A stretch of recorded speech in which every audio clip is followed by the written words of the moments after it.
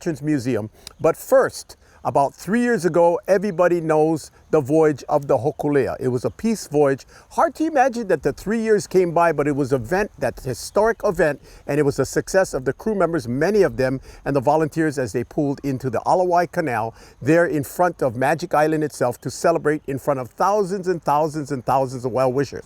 Well, you may remember Nainoa Thompson was on the island of Kauai. We had an opportunity to catch up with him. So let's look at some of the archives as we spoke to the navigator himself, Nainoa Thompson, a little over 3 years ago, as he describes the Hokulea and that sad, fateful day when we lost legendary waterman Eddie Aikau.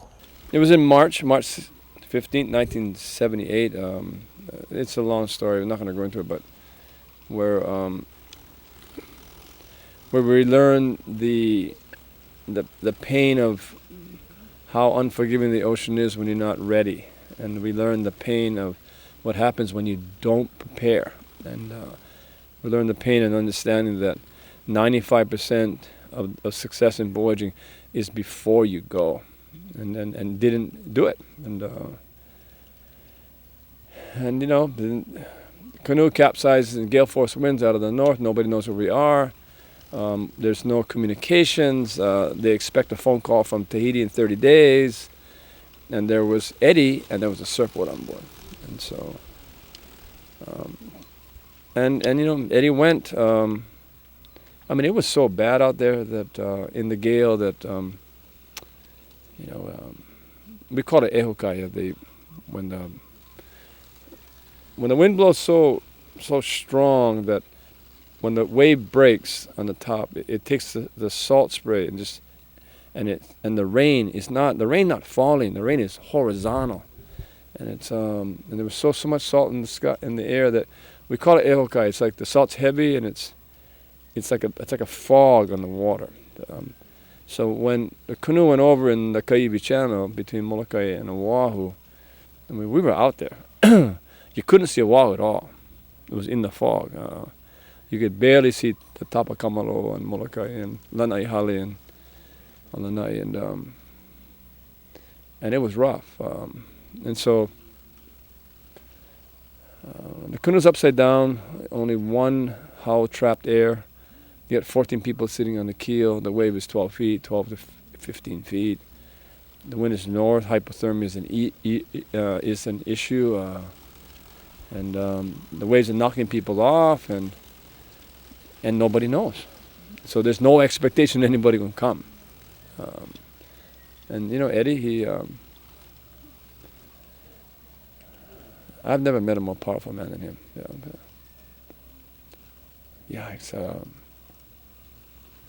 I mean, he was so well known around the world, in the surfing world, to surf the world's biggest waves. And today, there's still the claim that, you know, unassisted, meaning without the jet ski, right, to tow you in. I'm not taking away the amazing feats that people do today, but without the jet ski, just using your own physical power to catch a wave those big and that fast. Eddie to today still claims to caught the biggest wave, 55 feet. I mean, that just shows you his physical strength. And then being the first lifeguard on the North Shore, because he was so exceptional that he was the only one that was deemed qualified back then. And then from the records, you know, that we know of, we know well over 500 times Eddie had to go out and to go save somebody. And the record is he went out over 500 times to save somebody, and he lost 0. I mean,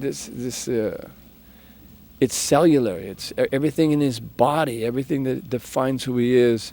Had to go and save those who can't save themselves. And so that surfboard and Eddie, I mean, they say Eddie would go, and in my opinion, Eddie had to go. And that man loved that canoe. And he just, I don't think he could stand it being upside down, fully rigged underwater, because Hokulea to him was the flame. It was like a tiny little light that was a glimmer of hope for not just the Hawaiian people, but children, and children need heroes. And but that choice, that single moment in time when you make the choice to sacrifice everything for to take care of your friends. And the thing about the story, I mean, this is not my story. It's a family story. This is the Aikau family. They're beautiful. They're an amazing family. They're the most compassionate and caring and wealthy family in terms of being family that I know of. And it's not my story. It's theirs. Yeah. So I need to be careful what I say. But they know. They trust me. And the thing about the Ehokai was, my eyesight's good and strong, and I could barely see Molokai in the night, daytime. Eddie had bad eyesight, and so I think you need to know that when Eddie went out to save his friends, he went to paddle to an island he couldn't see.